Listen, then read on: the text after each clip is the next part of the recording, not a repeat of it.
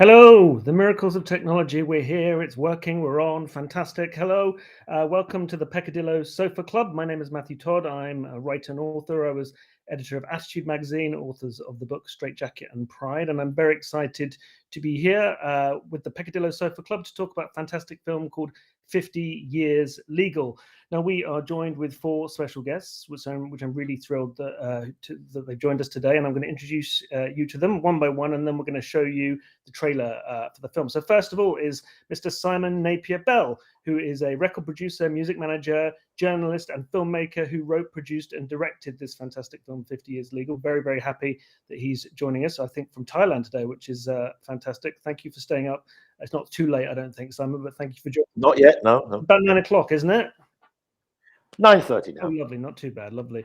Next up is a man who needs no introduction, but I'm going to introduce him anyway, and he is Paul Gambaccini, who is a legendary television and radio broadcaster. He was a Radio 1 DJ for 16 years and is known as the Professor of Pop. Literally nobody knows more about pop music and the history of pop and popular culture more than this man. So, Paul, thank you so much for joining us today. My pleasure, Matthew. Nice to see you. Tash Walker is host and producer of the award-winning podcast, The Logbooks, based on the logbooks and notes of calls made over decades to the LGBTQ plus helpline switchboard, which she was co-chair of until 2022. It's a great podcast. Lovely of you to join us, Tash. Hurrah. And Hugh Lemmey is a podcaster, a writer, a filmmaker. He's the author of 4 books, including Unknown Language and a really fantastic book, which I think came out last year or the year before, called Bad Gays, A Homosexual History. Nice to hear about the bad gays sometimes, based on the popular podcast, which he co-hosts of the same name. His first film, Ungentle, explores the complicated relationship between gay men and the security services in 20th century Britain. So thank you to all 4 of you for joining us. Let's watch the trailer for 50 Years Legal. Who here tonight is an out and proud gay man? I notice from young people, they do just seem to mix everything up much more. It's not just about society accepting gay people, it's about gay people accepting themselves. It's become more common, and it's like an emerging kind of consciousness about these identities and sexual fluidity, gender fluidity. Fewer people give a toss about it. I think the 50 years since the Decriminalisation Act and where we are today, look how far we've come. We got rid of Section 28. We made it legal for gay people to serve in the military if they wanted to. We made it legal for gay people to teach. We made it illegal for anyone to be sacked on grounds of sexuality. We got to establish an equal age of consent, and now it is illegal to discriminate on grounds of sexuality. So how the world has changed. It used to be illegal to talk positively about homosexuality in schools, and now it is required by the law. And that's been the revolution. Wow, that's a great film. It's funny because I was lucky enough to be interviewed for the film, as Paul was as well, and it really took me back watching it. I watched it again this week. Simon, what made you make the film in the first place? I decided I was going to be a filmmaker rather than a music manager. And I'd made 2 major documentaries, a 90-minute, which gone to Netflix, which one was about Frank Sinatra. And then a year later, I made one about the 27 Club, you know, the rock stars who died at 27. And as a filmmaker, you look around for subjects you might get financed. And one of the ways you find subjects is you try to find what next year will be the 50th anniversary of, or those sorts of things. And it suddenly came in my mind that the next year was the 50th anniversary of decriminalisation of homosexuality. So I went off to, I was made the previous 2 films for my brother's production company, him and his son, my nephew. And I went off and suggested it to them. And they said, we did a budget. And they said, well, we might be able to raise the money. Who could you get in this? And as you do when you're a filmmaker, it's all a lot of hype. So I reeled off the names of every famous gay person I could think of in the UK. And they said, oh, you know, David Hockney and Stephen Fry and everybody. And they said we could get those. Definitely the money's there. So the money came in, and then I had the job of trying to get all these people, which is, of course, not nearly as easy as I made out it would be. But they set filming dates, even though we hadn't got the people yet. So I had to start basically with my good friends. So Paul was amazingly helpful, as he always is, and came along, was one of the first people. and my old friend Tom Robinson. And then we built from there, and bit by bit people came in. And I suppose the key things were getting people like David Hockney, who David just doesn't do interviews for this sort of thing very often. I mean, almost never. And politicians were really useful. I mean, you had got Lord Brown, and we got Lord Smith, and when celebrities here, they're doing it. Julian Cleary was won over by the fact that we had all these politicians, and the politicians, of course, love appearing when there's going to be celebrities and music stars. So I built it up bit by bit, which was great fun. And it took 3 months from the start of filming to get everybody we wanted and completed. And it was fantastic. I mean, everybody contributed. I don't think we got turned down by anybody. In the end, I just didn't have time for some of the people I'd have liked to have. There were not many more we didn't get in it, but nobody turned us down at all. Yeah, it's amazing. I mean, it's funny, isn't it, now that we've got programs like Heartstopper and all these kind of, streaming services, and there are tons of gay LGBTQ content that's made. And, back then, even 5-6 years ago, it wasn't always the way that it would be easy to make these kind of films or get them shown on TV or by commissioned or on stations and stuff. How did you go about deciding what to include? Because there's so much history. I mean, you could have made, a 20-hour series, really, I would have thought. It was very difficult. I mean, to begin with, I had no idea. I just thought the easiest way to get people talking and then look at what they've said and what's going to work. And it just seemed, as I started doing interviews, it did seem that to have it chronological was the obvious thing to do, just take us through the 50 years. And then just to try to compact it, to not have too much jumping around, I turned it into decades so that you could draw a line and say, right, that's enough of that decade and go on to the next one. And I think that was the secret to making it work, because you didn't have to include everything which happened in each decade. You just included the key things, which ultimately became the things people talked about. Some things may have got missed out because nobody spoke about them. But in general, it was chronological. And, when I started, I hadn't even thought we would include women. I mean, I was just thinking as a gay man, we'll do this great thing about, decriminalisation. It didn't really apply to women because it was never criminal anyway. But as it progressed, I found that they had incredibly good contributions, and it was really interesting to see the difference between what they'd been through and how it had changed, because when it was decriminalised, it didn't affect women legally, but of course it affected them because the thing began to become socially less unacceptable, and that applied to them as well. So my own knowledge grew tremendously. I'd never been an active gay person. I mean, active in the sense of out and proud and walking along, going to rallies. I was just somebody who at an early age decided I couldn't be privately gay. I just had to tell people what I was. So I was always out, but never active. And I was quite ashamed, actually, by the amount of activeness that all these people had put into it. On the other hand, I'd always been there, and I'd always said I'm gay, and put up with it or not. Absolutely. Well, let's take a look at a clip from the film.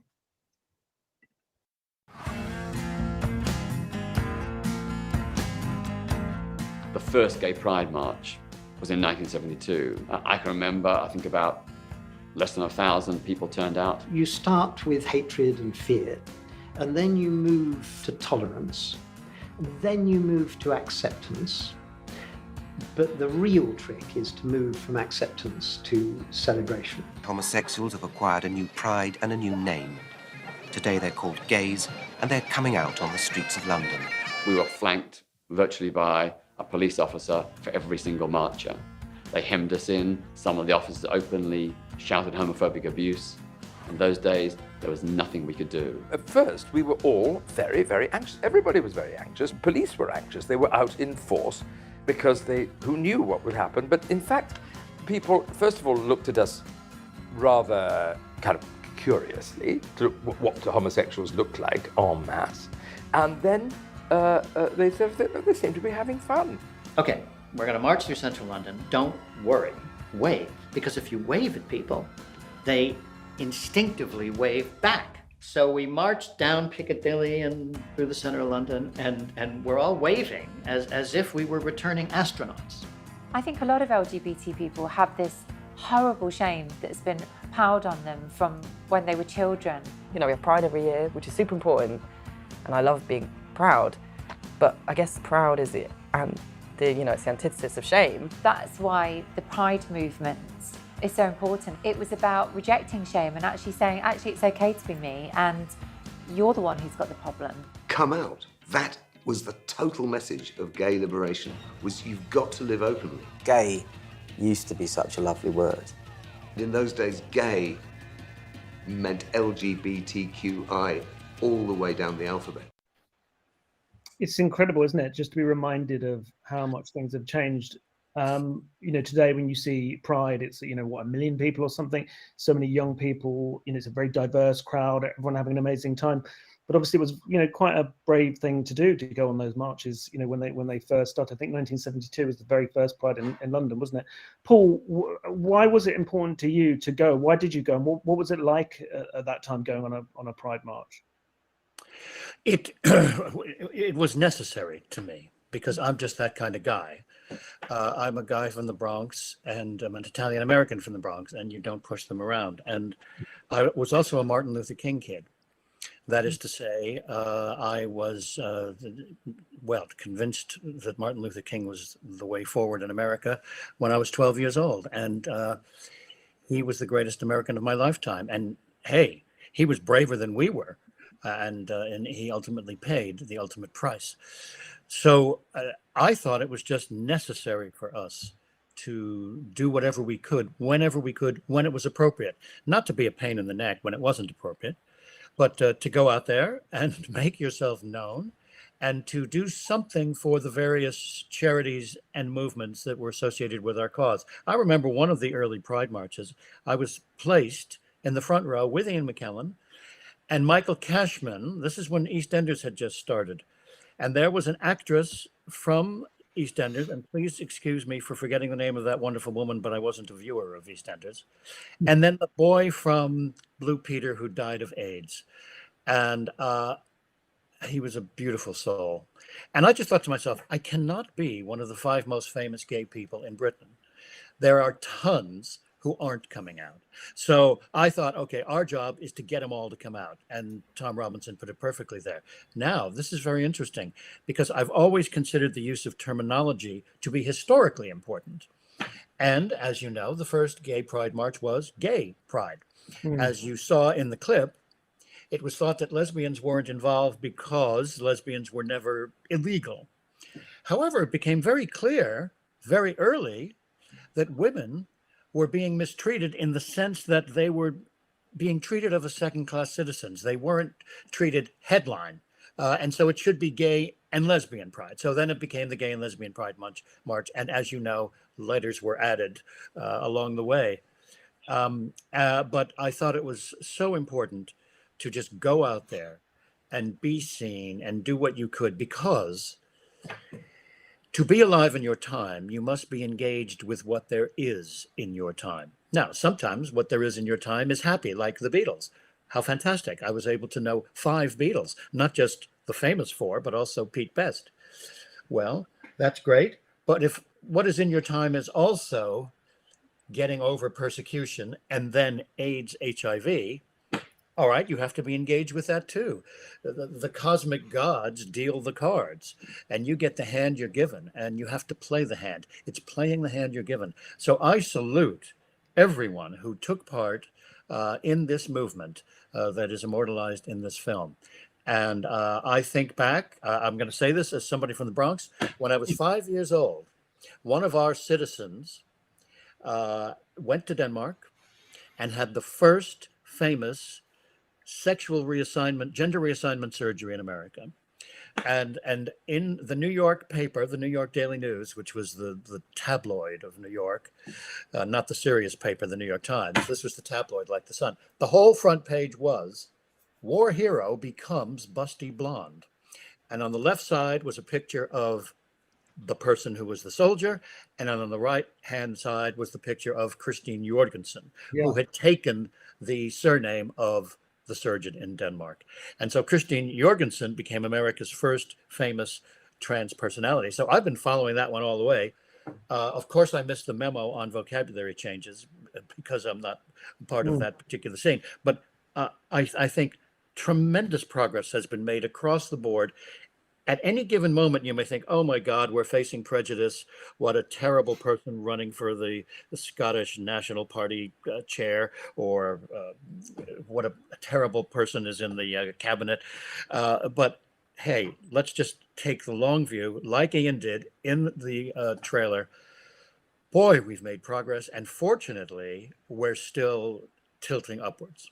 Absolutely. Hugh, and thank you, Paul, for going on those marches, because they were so important. It's interesting, when I was growing up in the 80s, I was quite scared of Pride because of the way it was portrayed in the media. But Hugh, can I ask you what your first memories of Pride were, and what your first awareness of it was?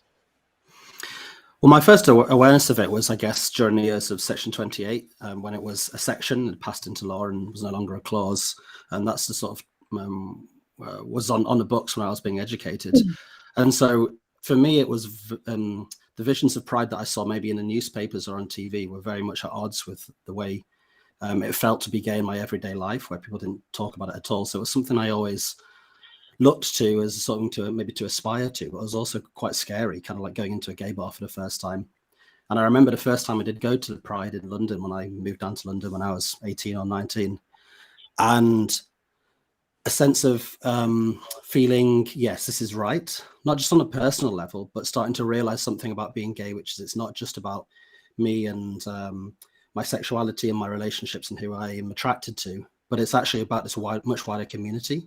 And seeing on those marches, like, oh, I'm part of something that's much bigger, something that came before, but also that I have like a responsibility towards other people, and this is part of a political movement. My feeling was always, when I went to Pride, like, this is an amazing party, and the party itself for me is what's political. I think that sometimes people discuss how, like, Pride used to be a protest and now it's become a party. But as someone who was coming from a position where, homosexuality was still really shunned, it was very hard to be sort of gay growing up, to go somewhere and to say, like, actually, you can have fun, you can meet these people, they're happy with who they are, they desire each other, and they're just having a great time. And that for me was like as much a political statement as any banner or particular slogan. Absolutely. Tash, someone there says about back in the day, it used to be gay meant everything. Gay was, I think Tom Robertson says that. What was it like for you working at Switchboard or volunteering at Switchboard? Did you see that progression of people identifying in a different way, and how did that manifest itself? Yeah, I did. So I joined Switchboard about 10 years ago, 11 years ago now, as a listening volunteer, and it was London Lesbian and Gay Switchboard then. And it was in 2014, when I had just joined the board, I think, that we rebranded to become Switchboard, the LGBT plus helpline, which is still what it is today. We saw that shift. It came in a bit later because Switchboard at that time was completely volunteer run, and those things take time. Community organisations are slower.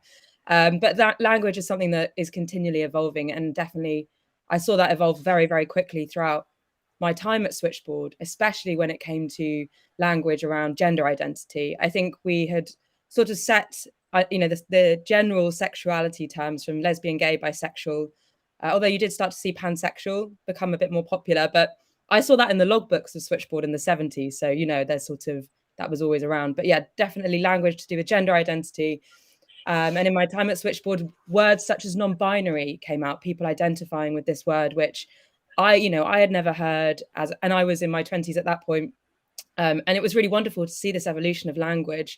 And, people talk about the alphabet mafia today when they talk about LGBTQIA+, where's it going? And you're seeing this emergence of queer, sort of encompassing lots of people's identities, a reclamation that some people are more comfortable with than others, because historically, of course, it was used as a slur.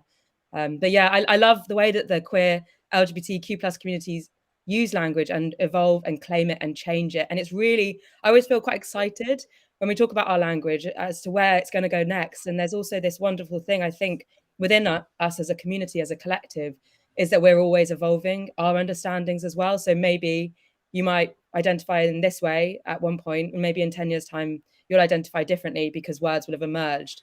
But hopefully we can all move with that acceptance as well. Absolutely. Activism in all its forms has obviously been a really important part of our story. Let's take a look at the next clip. I'm here because I'm one of millions of normal homosexuals who are affected by this new law. Clause 28 is in parts designed to keep us in our place, but but it didn't work with me. Coincident with, or perhaps as a result of, Ian McKellen's courageous denunciation of Clause 28, Stonewall was set up as a charity. And our aim was to ensure that another Section 28 never happened again. But Ian said to me, we are founding a charity for gay rights to fight Clause 28, but we need money. As luck would have it, I bumped into Billy Connolly and complained that his manager never returned my calls, John Reed, and Billy said to me, "Say, it's nothing personal, he doesn't return my calls either." So that afternoon, John rang me and he said, "Okay, come over for dinner." So Ian, Michael Cashman and myself went over for dinner at John Reed's house, and Elton was there. At the end of dinner, John said, "So what is it that you hope to achieve?" And Michael gave a very eloquent summary of the goals of Stonewall. And Elton suddenly he went, "John," he said, "Michael's been telling me about Stonewall." He said, "I'm giving them 50,000. Long pause, and John went, "I'll match it." And that was it. That was the founding of Stonewall. The finance of Stonewall was achieved in one dinner. Stonewall was essentially the suffragists, the ones who lobbied government and did things through the respectable traditional routes. Outrage was more the suffragettes. We took direct action. We confronted homophobes and institutions face to face. We were doing direct action to force the LGBT issue on the agenda.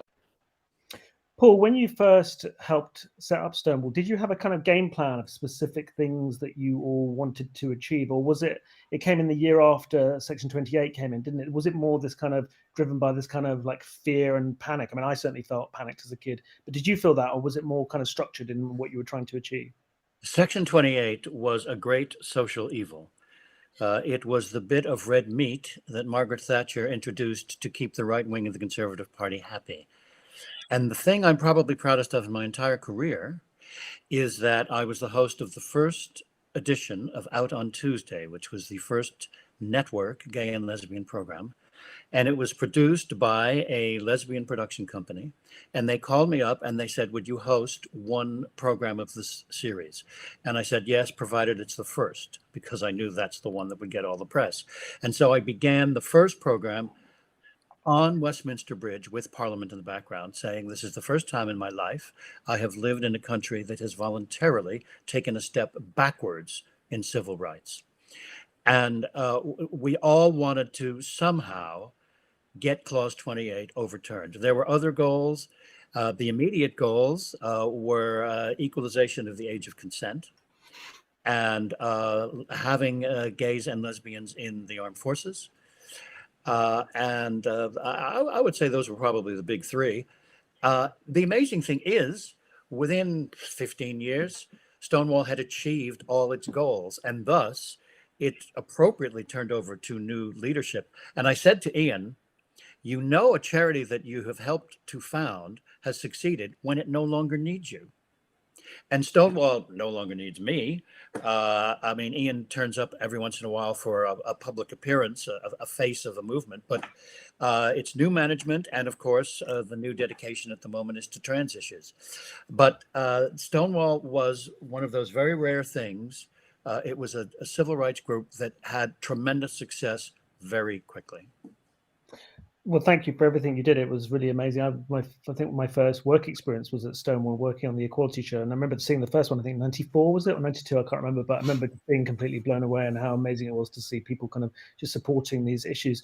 Simon, you very famously managed Wham for quite a long time. What was that like in terms of, I mean, George went on his own journey, didn't he, to just, discovering his sexuality. Were you? Did you have discussions about that with him? Was there any kind of pressure to kind of, for him to come out and be part of this movement at all? Or? It was complicated because, Wham, where the image of Wham was these sort of heterosexual Starsky and Hutch, Butch Cassidy and Sundance Kid, the two Hollywood macho straight guys who are best friends, and they go whoring and have adventures through the film, but at the end of the film they ride off together into the sunset. And it's a straight image. And I knew that George never talked to me about being gay, but I knew he was gay, and he knew that I knew he was gay, so we had lots of mutual friends. And I thought, if he chooses not to talk about it as a manager, it's not really my job. to talk about it, but we would sometimes have oblique conversations, and I would say to him, George, if one day by chance you just happen to, or Andrew, maybe you just happen to think you might be gay and you wanted to come out, I'd support you all the way. And if you wanted not to, it's be your choice, entirely up to you. I just thought I'd mention that to you. And he would take in this information and give me oblique answers in the same sort of way. So no, I think if we did turn out one of us might be gay, I think probably we'd wait till the end of Wham before we announced it because of our image. And so we had these roundabout conversations like that, and managed to tell each other what we thought about the situation. But I knew there was going to be a problem for him, and he had to solve it. And that's really why Wham ended, because he found the pressure of playing a false character, of being a straight guy in this duo, was too difficult. And of course, then he went on to Faith, where he really became even straighter, if you like. I mean, he didn't come out. And I thought that's what he was going to do at that moment. And he made things difficult for himself in the next 2 years with that image in Faith, and then found the courage, which we all had to find that right moment, to come out. When I say come out, it was long before the Todd incident. After Faith, he came out to all his friends, all his close friends. He lived pretty much a gay life after that.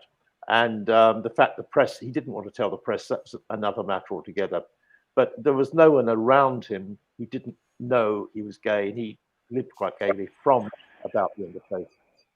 May I just say, Matthew, there's one important thing that Simon hasn't mentioned but was well aware of, and that is sometimes young men who are gay cannot come out publicly until they are out at home. And George had this family with a Greek side, which was the very macho side. And until that was straightened out, he couldn't possibly go wide. Simon, would you agree? Well, I totally agree. But of course, the other thing which kids like George, you know that his father probably knew the whole time. His mother probably knew the whole time. But it has to be the right moment when George feels he can say it, even though they probably knew it. And he wouldn't have been aware they knew it. But I totally agree. That was for him, that was the huge problem. I haven't told my family, so I can't do it. But in actual fact, at the end of Faith, he did start living a pretty ordinary gay life as far as his friends were concerned, and he still hadn't told his parents. And I think he always hoped it would seep back to them, so he wouldn't have to tell them. They'd find out, it would all be okay. Anyway, it worked out fine. It was after Anselmo died that he actually thought, I've got to do this. And he sat down and wrote a letter to his mother and said, look, I've never told you, but I'm gay, and my boyfriend just died. And of course, his mother responded, that's actually wonderful, and how awful you'd been through this awful thing, without being able to tell us, but wonderful you'd now tell us. And she told his dad, and his dad said, fine, which wasn't surprising, really. There's a great line in the film. Someone says towards the end of the film about the most important thing you can do, the most important political thing you can do as a gay person or a trans person is to come out. Tash, how did you handle all those calls from Switchboard when people were really struggling to come out? And was it easy? Was it as simple as just saying, look, you just need to do it, or not? Because obviously sometimes people find themselves in complicated family situations. Yeah, I don't know if I would agree with that quote from the film. I think that coming out is a really personal thing, and sort of what Paul and Simon have alluded to in the example of George Michael, there are so many other factors at play, and you can be very proud of your identity and who you are, but not feel safe to come out. And there are some people who can come out and walk on the streets, and if we look at where we are at globally at the moment, there are still so many countries where that Sexual Offences Act, which is, I don't know, due to colonialism, still in place in many other countries, that it's, you would be killed for being an out gay person. So when it comes to the calls that Switchboard takes, we always, the way that we are trained and the way that Switchboard has always been throughout its nearly 50 years next year, is to listen and reassure and make sure it's the right thing for that person in their own time to come to that. One of the things, Tash, is that, and any gay person knows this, coming out isn't a moment. You come out all the time. I mean, even when you're totally out, you still continue to come. You meet someone who's very anti, and you're only going to be with them for 5 minutes. And is it something worth bringing up? Sometimes you'll tell them, look, I'm gay, and sometimes you think this is not even worth talking about. And we're continually coming out and re-coming out. And so it's not that quite that one big moment where people say it is. It is for some people. For most people, it's a continuous sort of going a little bit further and sometimes receding a bit as well. Simon, you'll love this. I confronted the Archbishop of Canterbury in Marks and Spencer the day before Queen Elizabeth's funeral because I saw him in there, and I thought, well, I can't pass this one by. And we were looking at asparagus, actually. And I said to him, I'm with Sandy Toksvig. And to those people who don't understand what I'm saying, I suppose it doesn't really matter, but the Archbishop of Canterbury came out against gay marriage in the Church of England. And this has caused great harm to young people. And Sandy courageously took him on. So I said, I'm with Sandy Toksvig. Wow, so it shows the activism continues to this day. On that very, very camp note, I think we're going to take a very quick break, and we'll be right back with you after the break.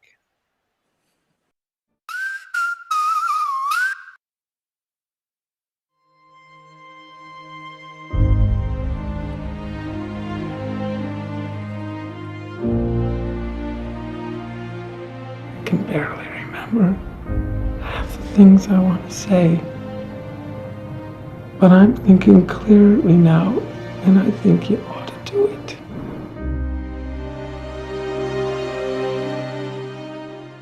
Maybe somebody reads it and becomes more careful sexually. That knocks down their chances of getting it.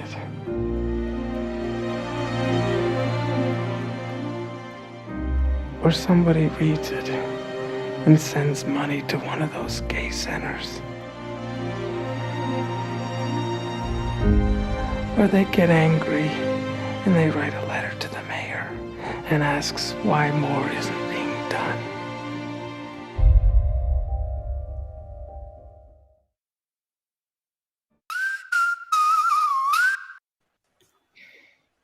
Welcome back to Peccadillo Sofa Club, where today we are discussing Simon Napier-Bell's film, 50 Years Legal. Let's take a look at another clip from the film. Into that, the BBC, into that mix, the BBC introduced the first same-sex kiss in a soap, EastEnders. There was no one who was gay who didn't appear to me to be basically an alien. The normalisation of it didn't happen, probably until, for me, seeing Michael Cashman on EastEnders. Colin, that I played, and Barry, these two gay characters, ordinary men, they ordinarised homosexuality. It was a radical, progressive, brave thing of BBC to do. The front page of The Sun was EastEnders when I went into the show. They outed my partner to his family in the News of the World with the centre pages, secret gay love of AIDS scare EastEnder. And that afternoon, a brick came through the window. Do you back off because that happens? It's clear, isn't it, that it's been so important for different kind of characters and TV shows and soaps and music to just show that gay people, LGBT people are real and human beings. Hugh, can I ask you, what characters in TV kind of made an impact and made a difference to your life when you were growing up?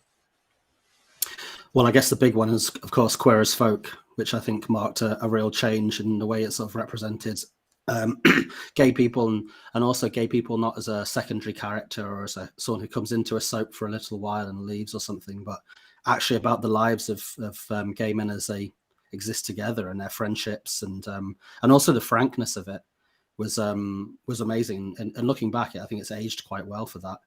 And I think also I think when I was sort of coming of age, let's say, when I was sort of starting to come out as a teenager or realize my sexuality, I think it was a sort of crucial point, actually, where you see this change from this sort of moral panic of the AIDS crisis starting to slip into something else. So that was still very much the sort of dominant modes when I was sort of coming out, and how something like Queer as Folk was really important to say that actually there is still, vibrancy and enjoyment to be had. I thought the George Michael point was also really interesting because the whole toilet incident and then the outside video especially was really influential for me because it was the way he handled it, really, is that as soon as it came out, he was like, no, I'm not ashamed. Like, I'm not going to buy into this narrative that I'm afflicted with this with this sexuality, or that I feel guilty for what I did, you know. And also that at the center of that whole scandal was sex, and he was like, yeah, I love having sex with guys, and he put sex back as this like key part of the sexual identity, I guess, that seemed so optimistic for me, that I was really into. So for me, not just the sort of TV characters, but also that outside video was really, really influential in thinking about myself as like a gay man who could be totally comfortable with it. Absolutely. I really love the whole concept of your podcast and your book, Bad Gays. Do you think that there's a kind of pressure on, you know, producers and TV people to always show like these most positive kind of, you know, like doing a PR job on LGBT people to, you know, to always kind of just trying to be showing them as perfect and heroic human beings? Yeah, right. I actually think that's got worse, in fact, as acceptance in the last sort of 5 or 10 years has gone more into the mainstream. I think that something like Queer as Folk, what was so vital about it is there were some nasty pieces of work in it. It was quite realistic. There were some people behaving kind of unethically and badly. But like I said, it captured some sort of totality of a certain type of gay community, gay lifestyle at the time. I think one of the problems now is that there's almost an expectation in any sort of drama that has, you know, a big cast, there has to be 1 or 2 gay characters. But it's only ever 1 or 2 gay characters, and they're sort of portrayed almost for a straight audience, and they hang out with their straight friends, and, you know, whereas that's not really how I think a lot of LGBTQ people live. You know, like people tend to have a lot of gay friends who they have a different way of acting around and stuff. And actually, I feel like that's now lacking in TV. You don't see those sort of gay communities represented. Whereas maybe 10 or 15 years ago or 20 years ago, when it was much harder to get gay characters into shows, into films, when you did, they tended to be embedded within like a wider gay world. Whereas now it seems that they're just a sort of token. You have your one gay character who's the best friend of the main character, but not really a sort of a gay world isn't represented so much on screen, I'd say. It's a pity, isn't it, when you see those films? You always long. It's a great idea. You have the gay guy who seems comparatively non-gay, which is probably how we all act when we're with our straight friends, or we act less gay. But it's a pity that best friend doesn't also get to go and see him when he's amongst his gay crowd, and how different his life is at the moment, how he switches. And I can't think of any film which does that, has done that. It was a wonderful thing I saw when Ireland had that, I forgot his name, the Prime Minister who was gay previous year, who was a doctor and was Indian descent. And there was a picture of him having a weekend party on the beach. And I loved it because it just looked so completely gay. There he was with 5 or 6 guys on the beach, and a couple were really camp. And they were behaving just like gay people always behave. But he was normally represented as, you know, the new modern face of gay, not gay at all, really. So I think you're right. A lot of films are missing that aspect. Yeah. Tash, can I say that, you know, clearly, obviously, like, you know, predominantly it's been about kind of having gay male characters, often mostly, you know, white gay male characters. Who do you think are the kind of key lesbian moments, you know, the lesbian characters that really made an impact in TV and film for you? Well, for me personally, I mean, I'm like Hugh, I'm a child of Section 28, so my entire education was 88 to 2003. So it was under that lens. And I remember watching The L Word, which is an American TV show. But I remember recording it on my parents' VHS and then watching it at like 1 a.m. in the morning, really quietly, making sure that they wouldn't hear on like one blibble. Real anxiety, but just so amazing. And Queer as Folk had that lesbian couple. No sex scenes, but I suppose they had a baby. But yeah, there was that. I know that I read about the Brookside kiss. I think I was a bit too young to remember that myself, but that's in the logbooks, and that had a huge impact. I think it's a really interesting one, representation as well, and a lot of the work that I've done recently was making a podcast called Black and Gay back in the day about Black queer history and intergenerational conversations, and listening to those experiences and that representation within that community, which of course was experiencing everything that we've seen in the film and that we're talking about today, but had these other layers in there as well, like someone telling me they wouldn't be allowed entry into a club because it wasn't a soul night. So I think it would be amazing to see something like really focused on that community and their experiences as well now. But I mean, I don't know. I really don't think there's as much representation in my childhood as I would have liked. Absolutely. Well, sports has been a big area as well, hasn't it? Where we still don't have a kind of a level playing field, pardon the pun. Let's take a look at our next clip.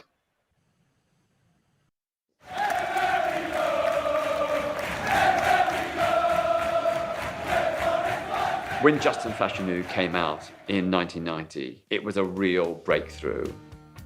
He was the first and only Premier League player to ever come out. I don't think anyone really understands the pressure that is on these players, the pressures that Premier League footballer would face. To have this burden on his shoulders where he was hiding something else, much to the disapproval of his family. He was disowned by his own brother, the fellow footballer John Fashanu, and denounced in the Voice newspaper as bringing shame to the black community. He was battling against a manager at Nottingham Forest, Brian Clough, who was overtly homophobic and who abused him in a homophobic manner. Football is such a masculine environment. It's dominated by image, perception, and the way you have to act. Conflict over his faith and his sexuality, the demise of his football career, it weighed so heavy psychologically on him. You could see him going down, down, down, and down. That's what makes the Justin Fashanu thing even sadder. He got put in a situation where he had to take his own life. And it was a tragedy. Wow, that's really incredible, isn't it? It's really painful remembering what happened to Justin Fashanu. Now, we have made some progress and more people have come out. Tom Daly's done some amazing work, isn't he, talking about people being able to be themselves in sport. And obviously we've had the Lionesses who've been incredible. I mean, it's amazing to see them doing so well and then being able to, the key figures in that team being able to be out. Paul, why do you think it is that we haven't made more progress and we haven't had a Premiership footballer come out yet? I think there's money involved. I mean, that's the first thing that comes to my mind. The owners are just scared of not getting the profit that they want to make. They're afraid that the straight audience will be turned off. They won't come to the matches. They won't watch on television. They could care less about the private lives of these people, but it's just having your team tarred with the brush of a gay person. I was so moved by just seeing Justin there again because he came over to my place once to ask me how to get into television. I mean, he asked if I wanted to talk to him about the gay side of his life, but he wanted to talk about what was going to be his next phase because he thought that football was going to be over very shortly. And I would have to agree with Peter in that film, Peter Tatchell, who knew Justin, that Justin was just bludgeoned like a baby seal. And I have never been a great supporter of British football because it is a homophobic sport, period. Sorry, that's it.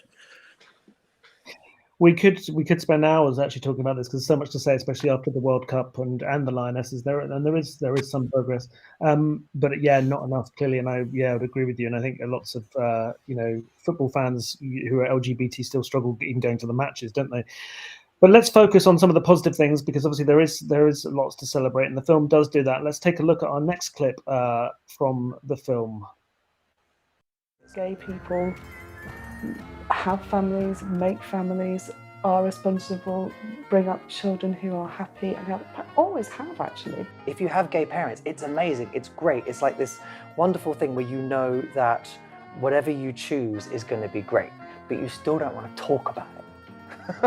This was one of the big issues. I was like, oh, who wants to talk about sex with their parents? Whether you're gay or straight matters less and less. Anybody can be attracted to anybody. My bisexual side came round and smacked me around the back of the head, and I found myself very inconveniently in love with a woman. That fluidity is something which makes so much sense. I notice from young people, they do just seem to mix everything up much more. It's not just about society accepting gay people, it's about gay people accepting themselves. It's become more common and it's like an emerging kind of consciousness about these identities and sexual fluidity, gender fluidity.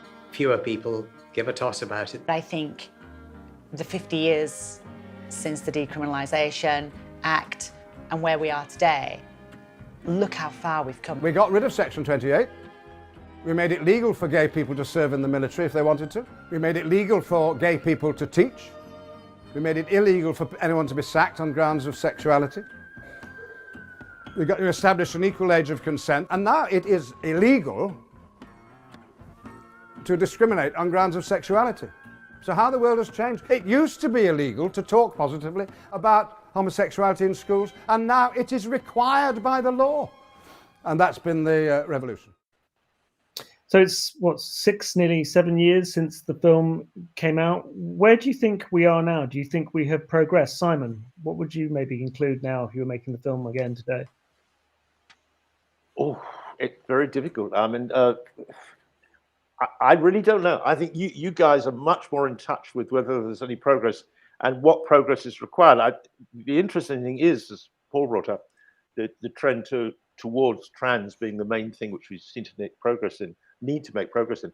It's very interesting living in Asia, in Thailand particularly, but all of Asia is the same, where trans rights came first, that people accepted trans very easily. They found gay men very difficult to accept. So that trans has never had the problems in Asia that gay men have. And the big change here has not been the acceptance of trans, but the acceptance of gay men. And in England, you get that reverse thing. Hugh, do you think that we're in a better place now? I mean, it's difficult, isn't it? Because in some ways we are, I guess, in some ways we're not. What are your thoughts on that? I think there's an important difference between sort of legal victories that are won through cultural change, but also that cultural change is perhaps not as even as the legal rights that accompany it are, and the sort of the value of your liberation can go down as well as up. And I think at the moment we're sort of in the unfortunately, I think probably early days of a new moral panic. One of the things, if you sort of start to read back LGBTQ history back past the decriminalisation back to the start of the 20th century, is you realise that there are waves of acceptance and tolerance and some legal changes. But if they don't, there's always a possibility for that to sort of to go back. And the history of homosexuality especially is kind of a history of moral panics. And what we're going through at the moment, I think, is a moral panic, a reaction to, I guess, like new ideas, new changing ways that people want to identify and understand their own sexuality and gender.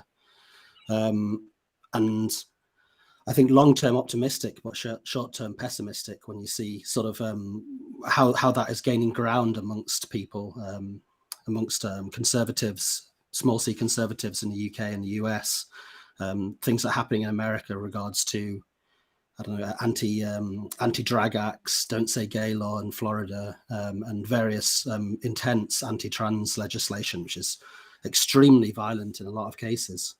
So I think one thing to really note from that, though, is that while we might have quite intense conflicts, in fact, sometimes in discussions and different opinions within LGBTQ society, LGBT groups, I think amongst people who hate LGBTQ people, they kind of all merge into one sort of opponent, one sort of group of people. They don't really care that much about the difference between gay people and trans people. They see the whole thing as various forms of gender and sex deviance. So I think also keeping the eye on the prize in terms of who enemies really are in this situation is one thing that's going to help us weather the moral panic. Absolutely. Tash, do you have any thoughts on that about where we are? Because it is true to say, I mean, we can't get into it too much because we'll be here for hours and hours and hours, but there are divisions amongst some of the LGBTQ community as well, which are really painful and horrible. Would you feel optimistic about the way we're going? You know what? Watching the film, which was made in 2017, right? I watched it and I loved the optimism that it ended on, and it reminded me of what it was like in 2017. And it was so refreshing and helpful in 2023 to see that and be like, God, that was only 6 years ago, and that's what we felt like. And that's what you need. I think you need to have that, like you said, long-term optimism, which is very hard in the short term, especially with social media in the world and the media frenzy, transphobia reverberating around our ears. But I do believe in the goodness of people, and I believe I'm an optimist, and I do believe change is coming. I think it comes in waves, and I think that we have to hold on to the optimism. And looking back allows us to see things like Hugh picked up on, then the moral panics that come at the crescendo and then quieten again. But it also allows us to see that these things the words that are being used at the moment were words that were used against men having sex with men, 50 years ago. These Section 28, is coming back again in different formations in Florida and maybe here again. And we've seen them before, so we can be prepared maybe for them. But what you have to have, and what is really helpful to look back in the past, is to see the optimism, the liberation, the joy. And actually, maybe that's it. It's throughout all of these years of history and all these people I've spoken to watching this film, listening to everyone today, it's this power of joy that no matter what is going on, we just survive and thrive. And I think that's just so beautiful and wonderful. Paul, you've got dual American citizenship. How do you feel about what's happening in America at the moment? I'm heartbroken, of course. Although I'm very, very aware of the difference in cultures. I mean, my apartment in New York is in the Upper West Side, which will be Democratic forever. But one of my two brothers was Trumpist and voted for Trump twice. The fact is, America, far more than Britain, has a large number of religious fundamentalists. They're called evangelicals over there, and they do not have the wit to see that they are the mirror image of the Islamic fundamentalists whom they despise. They are just as, by the literal translation of the book, as you can get, and they are terribly committed to repressing the rights of gay people and trans people. When it comes to trans people, my basis for optimism is the most horrible experience we as a community had in my lifetime, which is HIV/AIDS. It took so many lives. But because it was in the papers every day, and because people had to discover that they had someone in their close circle who was gay, suddenly they realized, oh, it's not them, it's part of us. And this is what the trans community is finding out right now, year by year. The trans people are not them, they're part of us. And so I feel some kind of optimism for my 11-year-old nephew. I mean, again, I'm not a vocabulary master. My husband and I started out with two nieces, one of whom is now lesbian, and one of whom now at the age of 11 identifies as male. He started as she, went to them, now is he. And the fact is, it didn't come from the teachers, it came from the kids. It was at the age of 7 that he said to his mother, I'm not a girl, I'm non-binary. Well, this didn't come from adults, this came from the young people themselves. And whatever it's due to, social media or various online entertainment, they are comfortable with trans rights, which means that the future will be comfortable for trans rights. It's just how long will it take? Yeah, that's a really positive note to bring us towards an end. Let's just see if we've got any questions from people who are viewing at the moment. Connor asks a question, says, I absolutely loved 50 Years Legal, but there's a dearth in voices from Asia and Africa in the documentary. Aside from the legal challenges that present huge hurdles for those in the community, what advice would you each have for people from these areas of the world? Wow, there's such difficult places the ones which have problems in Africa are so enormously difficult to know what to do. You said earlier that if you lived in, it's all very well talking about being openly out, but Tash was saying it, but you know, there are times where people's lives are at risk, and I'm not sure you'd advise a young gay person in Africa to come out. It's not easy to confront that sort of prejudice, which is more than prejudice, it's risking your life. And in Asia, quite different again. Usually the pressure is only social, and it's not even going to be.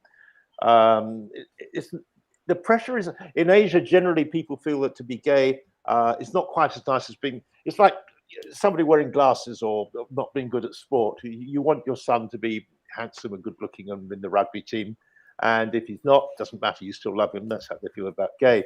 It's never had that prejudicial thing about it. But the reason there are no African and Asian voices in the film was simply because it was about British gay life. Tash, can I just ask you very briefly, because we're just pressed for time, but you must have taken lots of calls from people from different backgrounds and communities. Did you have any words of advice for people? Because it isn't always easy, is it? No, it's not. And I think at the moment, it's the one thing that is easier now in 2023 is that you have an online community. And the one thing that came to mind was community. try and find a community if you're in those countries, in those places, and online is certainly a safer place to start than going into many different venues. But through community, you find companionship, you find family, and in that, I think there's strength. Aside from that, we could go down a much bigger route, but I think also here in the UK, I do think we have a certain sense of responsibility when we look at the exportation of legislation that was created here into those other countries. But that's a whole nother conversation. Yeah, let's take another quick question. Satoshi asks, although more and more of the younger generation seem to embrace LGBT people, there's also a camp that thinks we don't need to differentiate ourselves. What are your thoughts on this cultural shift? I guess they're talking, which we touched on it in the film, labels. I think Tom Robinson says maybe true liberation might be not having labels anymore. Does anyone have any thoughts on that? I'm astonished by the number of people I know. Sorry. No, I was going to say, you then get to the point where Oh, sorry, I don't know who's talking. I can't see. Well, I'll just say this quickly. Yeah. A couple of my dear ones now refer to themselves as pansexual. They never would have before. And pansexual just means stop categorizing, period. And I think we're going to get more of that. Simon, were you trying to contribute there as well? Well, just, earlier you said, Paul said that it's good when you're no longer needed in the thing you set up. And many of the terms are not needed. That's the point. And so he just made the same point by saying it's pansexual. The terms are eventually, they're very good to bring out initially because they confront people who are prejudiced, but eventually they're best taken away completely. We just are what we are.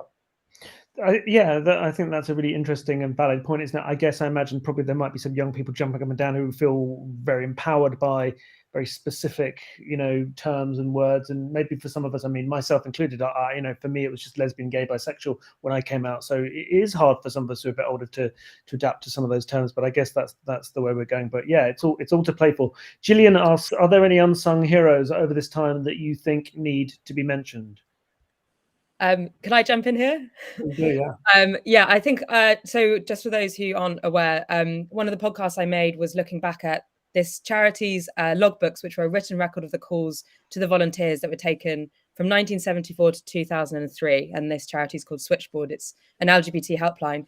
And so I think a huge unsung heroes to all of the volunteers who took calls throughout that period of time and to every person who reached out for help. Because it's really important for us to know about these policies and these points in time, which are structured through a government lens, I suppose, and a reaction to that. But there are all these people, these little moments in between of people living their lives and having sometimes just problems that are everyday problems, as well as these wider issues around what's happening in society. So, we are everywhere, aren't we? LGBTQ plus people, and I think it's in the stories that are.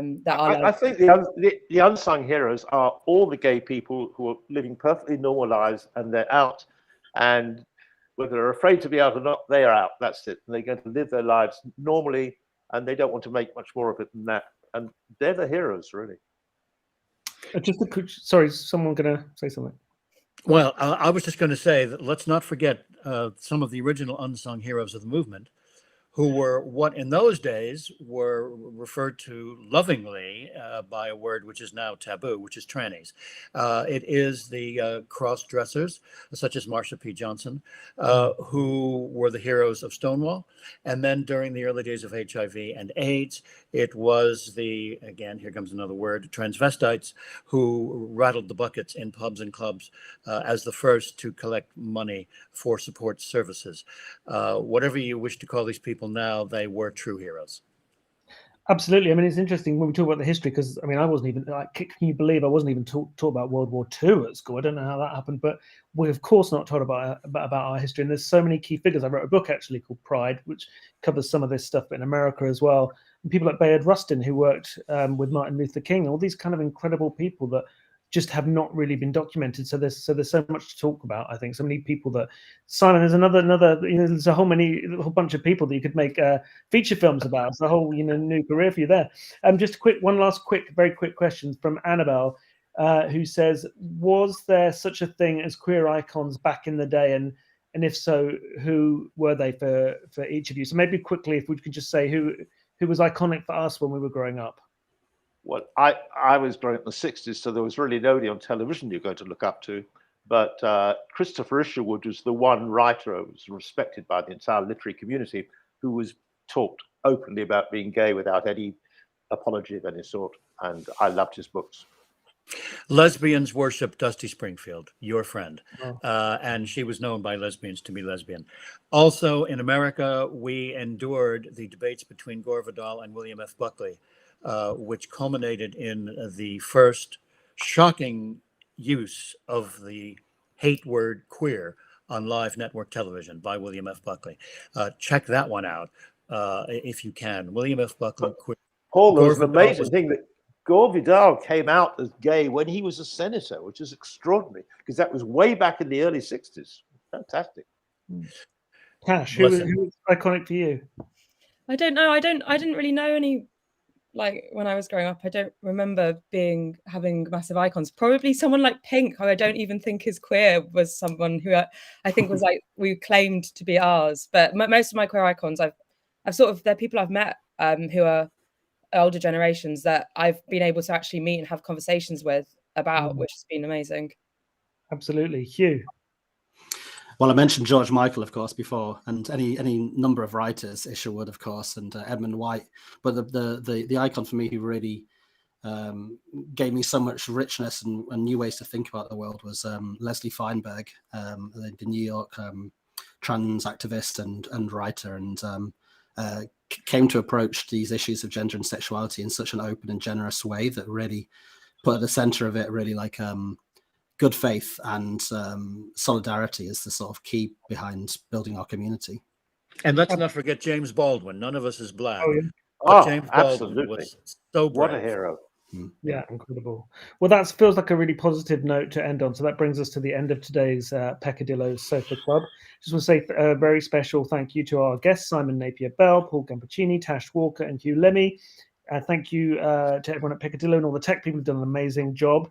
Thank you also to the BFI for supporting the second season of the Peccadillo Sofa Club. BFI is amazing. I was there yesterday. I mean, they've done so much for our community, actually, by giving us the film festival and just supporting queer voices. So they are really, really important. I have got to say this to you, that the next Peccadillo Sofa Club is based on the documentary about photographer Robert Mapplethorpe. I think it's called Mapplethorpe, the documentary. It's directed by Fenton Bailey, and now we have a competition. So for a chance to win a copy of Fenton's new book, The Screen Age, How TV Shaped Our Reality, and I know it's fantastic. I'm not just saying it, I've heard many people say it's absolutely brilliant and very, very funny. If you want to win a copy, tell us your drag name. Simply comment on our YouTube page, Peccadillo's YouTube page, and 5 people will win a copy picked by Fenton himself. And of course, he produces Drag Race. So you've got a moment to kind of interact with one of the legends of kind of queer TV himself. So that's kind of exciting. So thank you very much for joining us. Thank you to everyone who's taken part, and thank you for watching. And I think we've got a clip from Mapplethorpe coming up. Thanks very much. See you next time.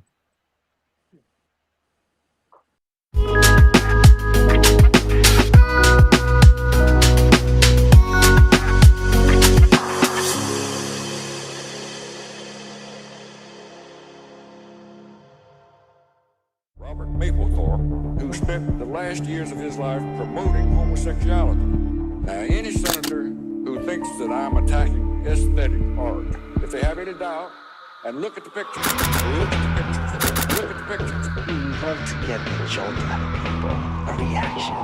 It was power. Just the way he dressed, the way he carried himself. The artist encompassed him. I always was fascinated with the idea of taking sexuality and bringing it to a level that it hadn't been to before. There was tension. My father wouldn't look at Robert. He was really not part of the family. He was so busy being Robert Mapplethorpe to really care. Everything was a means to an end to his career. He was a new type of art.